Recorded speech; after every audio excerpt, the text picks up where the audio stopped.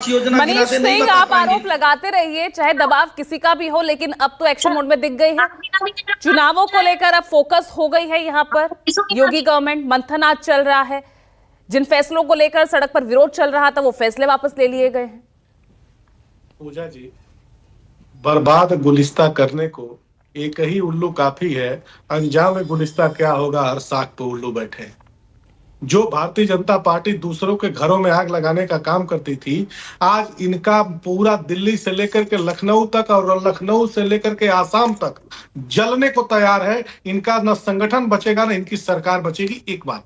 दूसरी जो महत्वपूर्ण बात है, भारतीय जनता पार्टी के जो बहुत तथाकथित जो लोग हैं, 5,840 गरीबों का घर 7 वर्षों में उजाड़ा है भारतीय जनता पार्टी की सरकार ने और योगी आदित्यनाथ ने।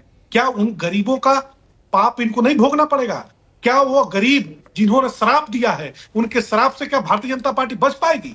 सबसे महत्वपूर्ण बात है पूजा जी कि युवाओं ने नौकरी की बात किया। कांवड़ यात्रा में वही युवा जब चलते हैं तो उनके ऊपर फूल बारिश की जाते हैं, फूलों के हेलीकॉप्टर से बारिश कराए जाते हैं, और वही युवा जब आपसे नौकरी मांगते हैं तो उनके पीठों पर लाठियां बरसाई जाती हैं। क्या उनका श्राप आपको नहीं लगेगा? और सबसे बड़ी बात, उसी दिन भारतीय जनता पार्टी में अंतरकलह शुरू हो गया था जब लक्ष्मीकांत वाजपेयी जी उत्तर प्रदेश के प्रदेश अध्यक्ष थे और वो संगठन मंत्री थे बंसल जी।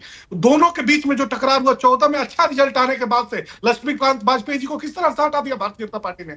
17 में योगी आदित्यनाथ जी चुनावी प्रक्रिया में कहीं पर भी नहीं थे। केशव प्रसाद मौर्य उत्तर प्रदेश के प्रदेश अध्यक्ष थे। वो एक बार भी उनसे नहीं राय ली गई, नहीं बात की गई और योगी आदित्यनाथ जी को थोप दिया गया। क्या केशव मौर्य को इस बात का मलाल नहीं रहता है कि केशव मौर्य ने अपने दम पर, भारतीय जनता पार्टी के मेहनत के दम पर जिस तरह से उन्होंने सरकार बनाने की कोशिश किया था, उसमें सफलता भी मिली थी, लेकिन दरकिनार कर दिया गया। और केशव प्रसाद मौर्य जी जो रात दिन इस बात का प्रवचन करते हैं, समाजवादी पार्टी समाप्तवादी पार्टी है, समाप्तवादी पार्टी। अरे उसी समाप्तवादी पार्टी जिसको डॉक्टर राम मनोहर लोहिया जी के विचारों पर हमारे यशस्वी राष्ट्रीय अध्यक्ष श्री अखिलेश यादव जी चलाते हैं और आगे बढ़ाते हैं, उसी पार्टी ने कौशाम्बी में आपको नाक को चैन चबवा दिया और आपको हार दिया। और आज संगठन का दर्द आप केशव मौर्य जी बता रहे हैं। संगठन का दर्द अगर था आपको अंदर तो आपको संगठन में जाना चाहिए था। जैसे ही आप कौशाम्बी हारते हैं, एमएलसी बनने की जुगत में लग जाते हैं, उसके बाद उप मुख्यमंत्री बनने की जुगत में लग जाते हैं, उसके बाद कहते हैं कि सरकार से बड़ा संगठन है। सरकार से बड़ा न संगठन भारतीय जनता पार्टी का। मनीष जी, मैं कह रही हूँ ना, भूल जाइए। आज योगी आदित्यनाथ ही आज वो बैठक कर रहे हैं, मंथन कर रहे हैं। 10 सीटों का उपचुनाव वो उनके फोकस में है। 2027 को वो टारगेट कर रखा है उन्होंने। देखिए पूजा जी, यह मंथन दिल्ली में जो मंथन हुआ है उसके विकल्प के तौर पर यह मंथन हो रहा है। यह तो कहने के लिए सिर्फ है कि 10 सीटों पर बाई इलेक्शन जो होने वाला है उसमें वो मंत्रिमंडल, उन लोगों को उन्होंने मंत्री जो प्रभार दिया है उन लोगों को दिया है जो योगी के खेमे के माने जाते हैं। उन लोगों को नहीं दिया गया है जो संगठन और दिल्ली के लोगों के नजदीक है। योगी आदित्यनाथ जी ये दिखाने की कोशिश कर रहे हैं, पावर ये दिखाने की कोशिश कर रहे हैं कि जो हमारे लोग हैं वो हमारे साथ हैं। और जो मुख्यमंत्री आवास में जो बैठक पार्टी कार्यालय में होनी चाहिए उसको मुख्यमंत्री आवास में कराई जा रही है। और इसलिए एसएन सिंह साहब, फिर से 10 सेकंड दे रही हूँ। आज तो विपक्ष द्वारा उठाए गए तमाम सवालों पे आपके जवाब बन रहे हैं, बताइए। पूजा जी, मनीष जी से पूछिए, 92 में बनने वाली पार्टी आज उत्तर प्रदेश से बाहर क्यों नहीं जा पाई? जानते हैं कारण क्या है? आपके माध्यम से सारे लोग भी सुन लें। ये सत्ता में रहे तब और सत्ता के बाहर रहे तब हर समय ऐसे ही हाहाकार मचाएंगे कि प्रदेश की जनता इनके को भरोसा नहीं करेगी।